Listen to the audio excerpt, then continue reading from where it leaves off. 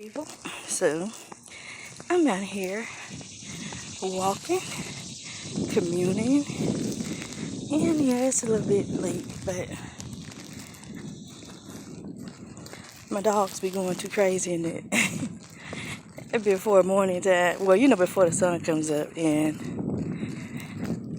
I can't really record like I want to with them. But anyway,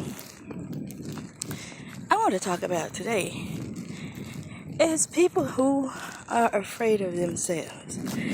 And it's important that you know the people that are afraid of themselves. Because if you can identify them, I'm going to need you to be scared of them too. And I know that this is just a random thought, but allow me a moment to explain, okay?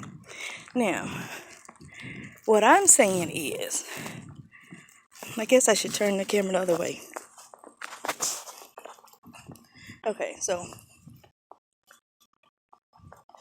what I'm saying is those individuals who constantly hide and run from silence.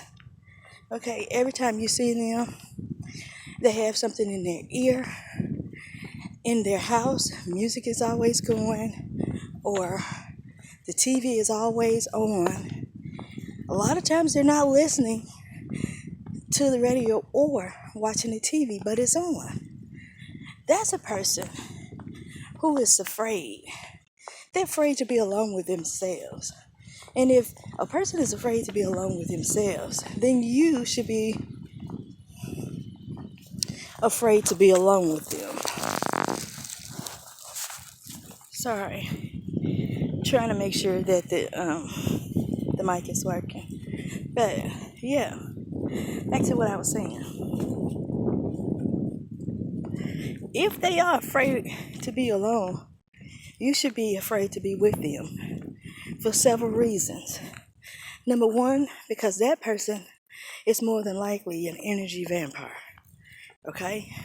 That person does not generate their own joy or happiness. Their joy and happiness comes from being around and interacting with other people. They don't have it on the inside because there's no inner silence there. And we need to be very mindful at a time like this. You know what I'm saying? Those are the ones who are still, as I call, plugged in to the matrix. Those are the ones who, for lack of a better term, they are afraid of spirit, and they're afraid of listening, and we cannot ever be afraid to listen. We cannot ever be afraid to be by ourselves. Sleeping in the dark, I thought was something that everybody did, but that's not the case. You know what I'm saying? I have people calling me all the time. Well, da da da da da da, and I'm like, okay. So you having strange dreams, and it never occurred to you that it may be something that you're listening to, or something that you're watching on TV, or that the TV is going and you're sleeping and it's getting in your your subconscious mind. It's still programming. So this message, is kind of, this comes after, like I said, I was talking to two people, and I'm like, okay, really? So I don't mind doing my part, helping and shedding, some light on some things, and, being able to tap into their team and giving them some insight. I don't mind doing that at all.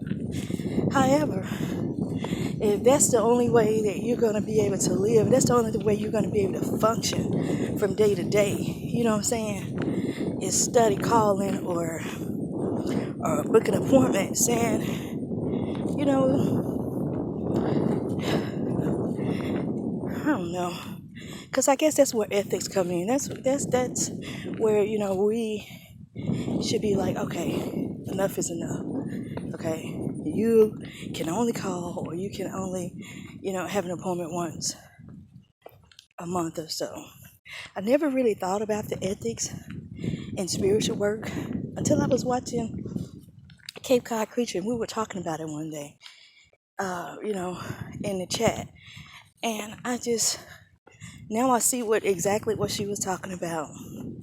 So, again, those people who are chasing, you know, and popping from one spiritualist to another, I'm going to implore you, I'm going to beg you, I'm going to ask very kindly that you tune in and tap in and get turned on to your own team, because that's where you're going to find peace, and that's where you're going to find some real answers, because anything that you can get from one of us is only going to placate you for a little while, okay? And you need something more serious than that, especially at a time like this. This has been D sharing, y'all. Have a great day. Bye.